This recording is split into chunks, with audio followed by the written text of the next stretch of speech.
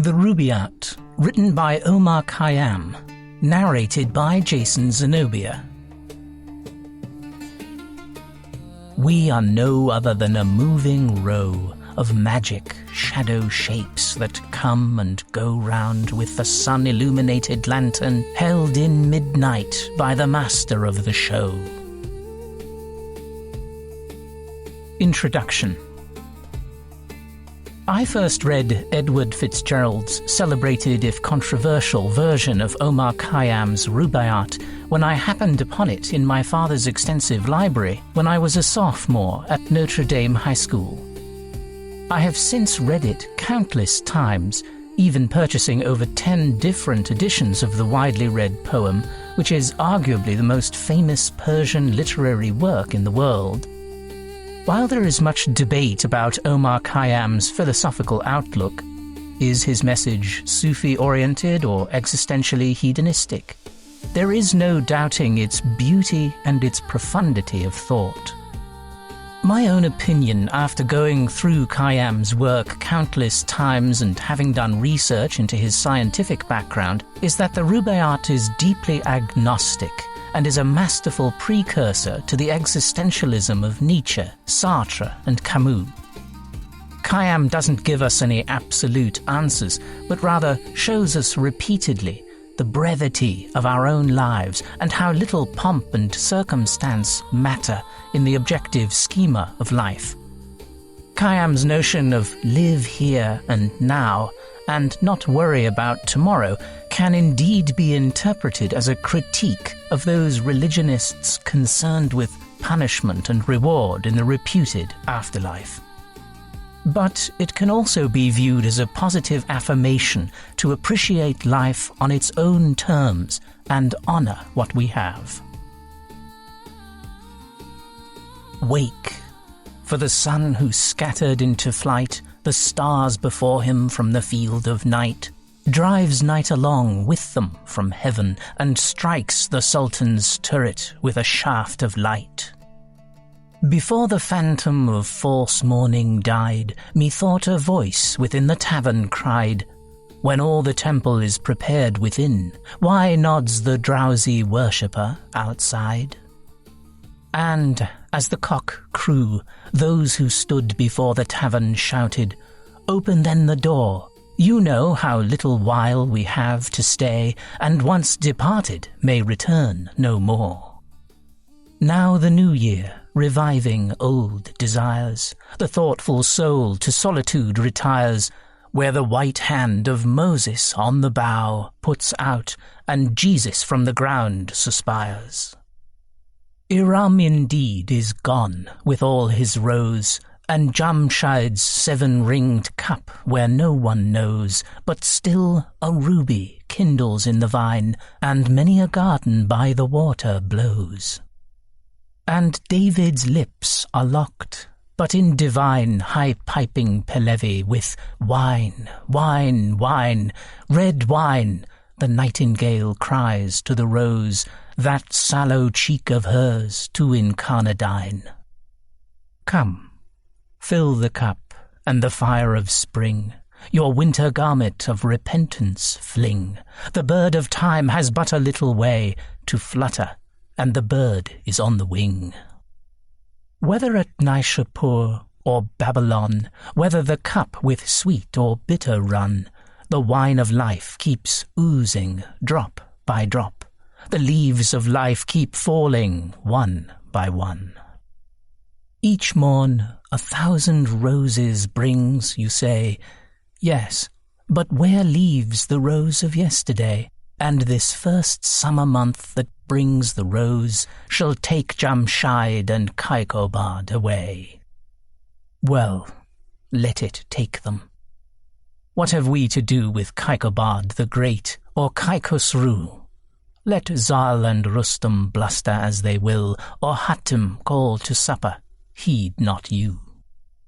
With me along the strip of herbage strown that just divides the desert from the sown, where name of slave and sultan is forgot, and peace to Mahmud on his golden throne. A book of verses underneath the bough, a jug of wine, a loaf of bread, and thou, beside me singing in the wilderness, O wilderness were paradise enow. Some of the glories of this world, and some sigh for the prophet's paradise to come. Ah, take the cash, and let the credit go, nor heed the rumble of a distant drum. Look to the blowing rose about us. Lo, laughing, she says, into the world I blow, at once the silken tassel of my purse, tear and its treasure on the garden throw. And those who husbanded the golden grain, and those who flung it to the winds like rain, alike to no such aureate earth are turned, as, buried once, men want dug up again. The worldly hope men set their hearts upon turns ashes, or it prospers, and anon, like snow upon the desert's dusty face, lighting a little hour or two, is gone. Think, in this battered caravanserai, whose portals are alternate night and day, how sultan after sultan with his pomp abode his destined hour, and went his way. They say the lion and the lizard keep the courts where Jamshid gloried and drank deep, and Bahram, that great hunter, the wild ass, stamps o'er his head, but cannot break his sleep. I sometimes think that never blows so red the rose as where some buried Caesar bled, that every hyacinth the garden wears dropped in her lap from some once lovely head. And this reviving herb whose tender green fledges the river lip on which we lean, ah, lean upon it lightly, for who knows from what once lovely lip it springs unseen. Ah, my beloved, fill the cup that clears today of past regrets and future fears. Tomorrow, why, tomorrow I may be myself with yesterday's 7,000 years. For some we loved, the loveliest and the best, that from his vintage rolling time hath pressed, have drunk their cup a round or two before, and one by one crept silently to rest. And we, that now make merry in the room, they left, and summer dresses in new bloom, ourselves must we beneath the couch of earth descend, ourselves to make a couch, for whom? Ah, make the most of what we yet may spend, before we too into the dust descend, dust into dust, and under dust to lie, sans wine, sans song, sans singer, and sans end. Alike for those who for today prepare, and those that after some tomorrow stare, a muezzin from the tower of darkness cries, Fools, your reward is neither here nor there. Why, all the saints and sages who discussed of the two worlds so wisely, they are thrust like foolish prophets forth, their words to scorn are scattered, and their mouths are stopped with dust. Myself, when young, did eagerly frequent doctor and saint, and heard great argument about it and about, but evermore came out by the same door wherein I went. With them the seed of wisdom did I sow, and with mine own hand wrought to make it grow, and this was all the harvest that I reaped. I came like water, and like wind I go. Into this universe, and why not knowing, nor whence, like water, willy-nilly flowing, and out of it, as wind along the waste, I know not whither, willy-nilly blowing. What, without asking, hither hurried whence, and, without asking, whither hurried hence? Oh, many a cup of this forbidden wine must drown the memory of that insolence. Up from earth's centre, through the seventh gate, I rose, and on the throne of Saturn sate, and many a knot unravelled by the road but not the master knot of human fate. There was the door to which I found no key. There was the veil through which I might not see. Some little talk awhile of me and thee. There was, and then no more of thee and me. Earth could not answer, nor the seas that mourn, in flowing purple of their Lord forlorn, nor rolling heaven with all his signs revealed, and hidden by the sleeve of night and morn. Then of thee in me, who works behind the veil, I lifted up my hands to find a lamp amid the darkness, and I heard, as from without, the me within thee blind. Then to the lip of this poor earthen I leaned, the secret of my life to learn, and lip to lip it murmured, while you live, drink, for once dead you never shall return. I think the vessel that with fugitive articulation answered once did live and drink, and the passive lip I kissed, how many kisses might it take and give? For I remember stopping by the way to watch a potter thumping his wet clay, and with its all obliterated tongue it murmured, "Gently, brother, gently pray." And has not such a story from of old down man's successive generations rolled, of such a clod of saturated earth cast by the Maker into human mould? And not a drop that from our cups we throw for earth to drink of, but may steal below to quench the fire of anguish in some eye, there hidden far beneath and long ago. As then the tulip for her morning sup of heavenly vintage from the soil looks up, do you devoutly do the like, till heaven to earth in virtue, like an empty cup. Perplexed no more with human or divine, tomorrow's tangle to the winds resign, and lose your fingers in the tresses of the cypress slender minister of wine. And if the wine you drink, the lip you press, end in what all begins and ends in, yes, think then you are today what yesterday you were, tomorrow you shall not be less.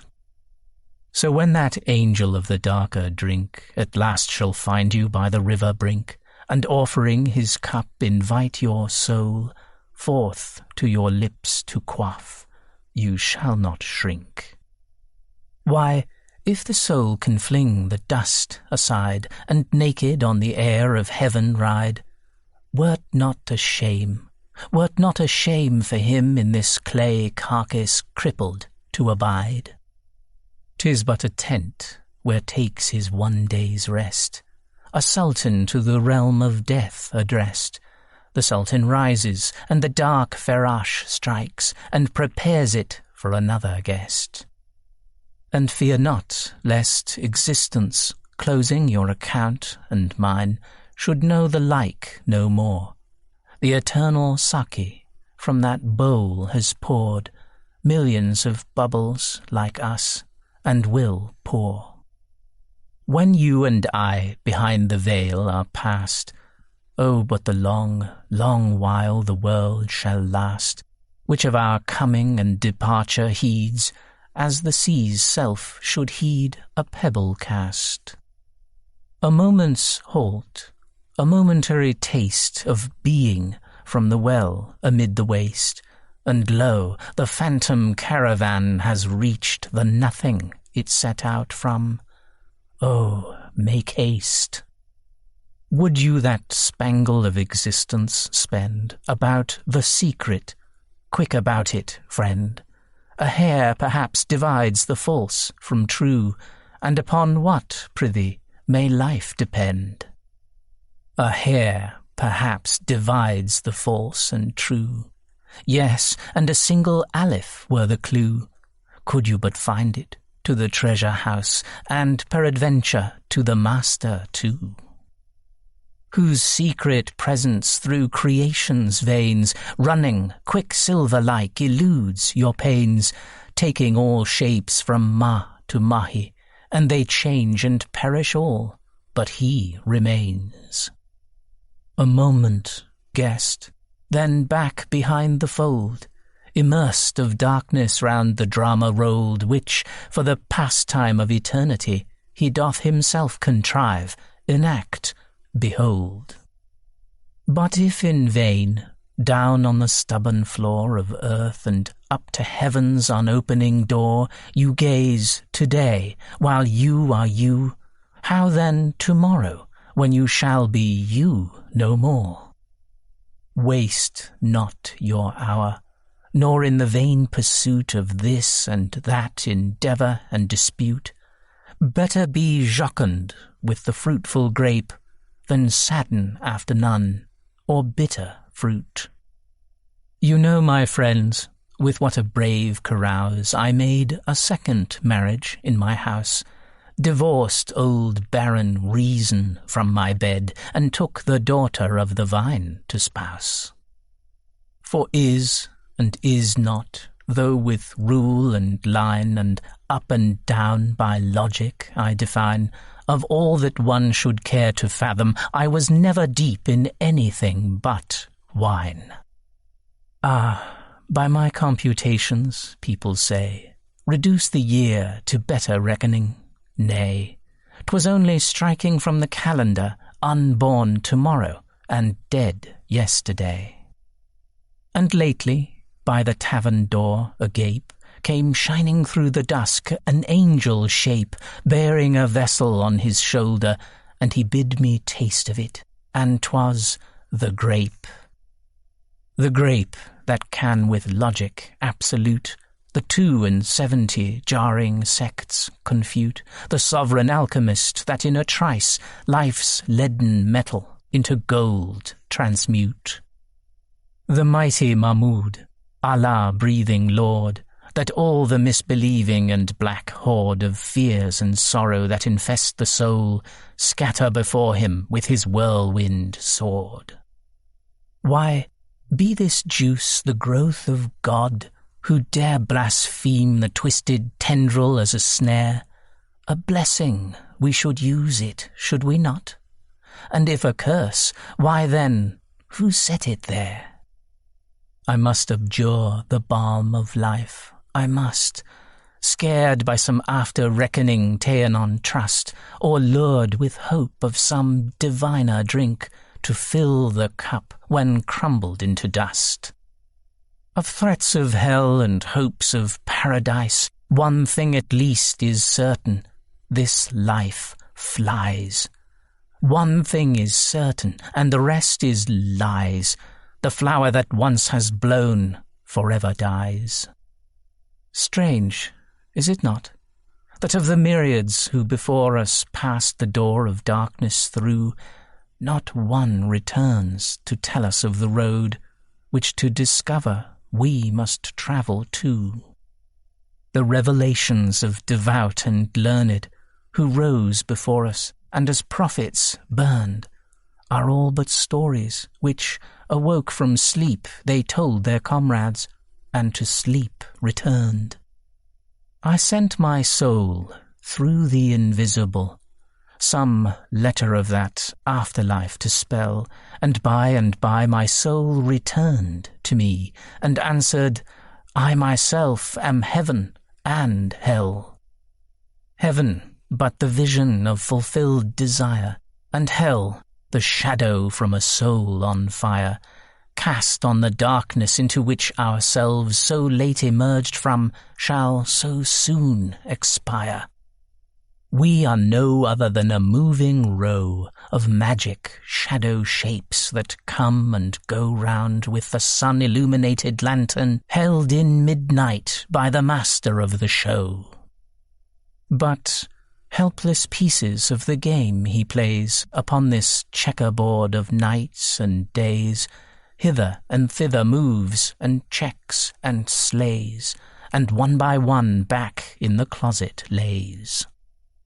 The ball no question makes of eyes and nose, but here or there as strikes the player goes, and he that tossed you down into the field, he knows about it all. He knows.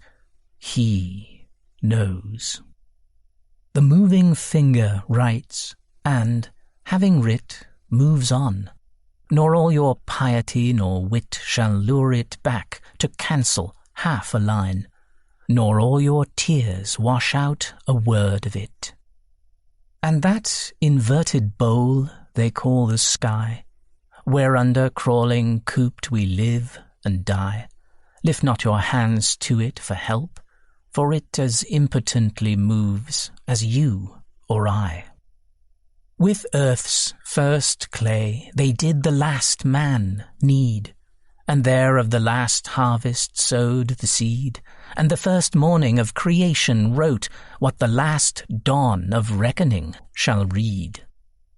Yesterday this day's madness did prepare, tomorrow's silence, triumph, or despair. Drink, for you know not whence you came, nor why. Drink, for you know not why you go, nor where. I tell you this, when, started from the goal, over the flaming shoulders of the foal, of heaven's Parwin and Mushtari they flung, in my predestined plot of dust and soul. The vine had struck a fibre, which about it clings my being. Let the dervish flout, of my base metal may be filed a key, that shall unlock the door he howls without. And this I know, whether the one true light kindle to love, or wrath consume me quite, one flash of it within the tavern caught, better than in the temple lost outright. What? Out of senseless nothing to provoke a conscious something, to resent the yoke of unpermitted pleasure, under pain of everlasting penalties if broke? What? From his helpless creature be repaid pure gold for what he lent him dross allayed, sue for a debt he never did contract, and cannot answer? Oh, the sorry trade! O thou, who didst with pitfall and with gin beset the road I was to wander in, thou wilt not with predestined evil round in mesh, and then impute my fall to sin.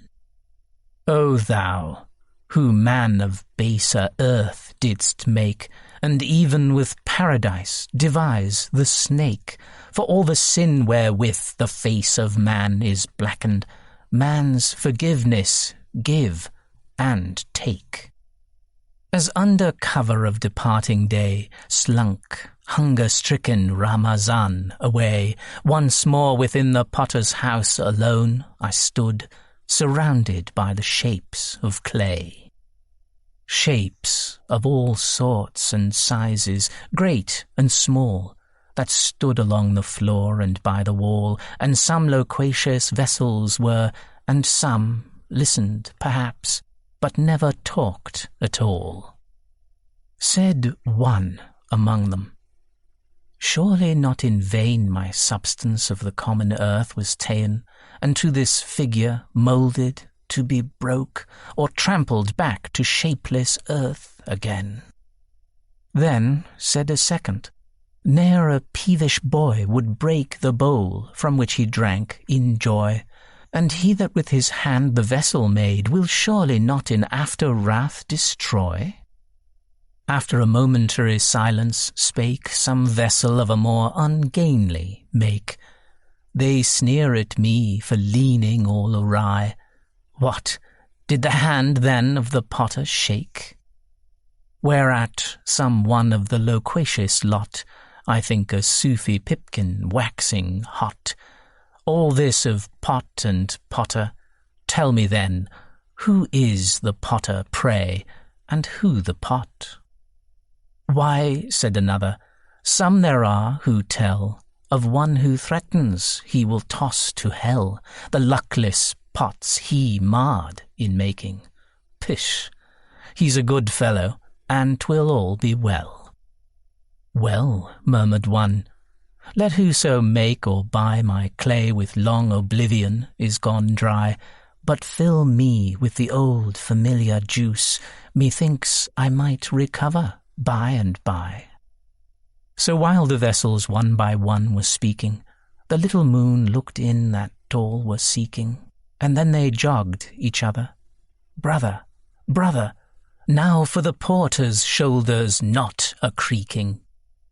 Ah, with the grape my fading life provide, and wash the body whence the life has died, and lay me, shrouded in the living leaf, by some not unfrequented garden side. Ah, that even buried ashes such a snare of vintages shall fling up into the air, and not a true believer passing by, but shall be overtaken unaware.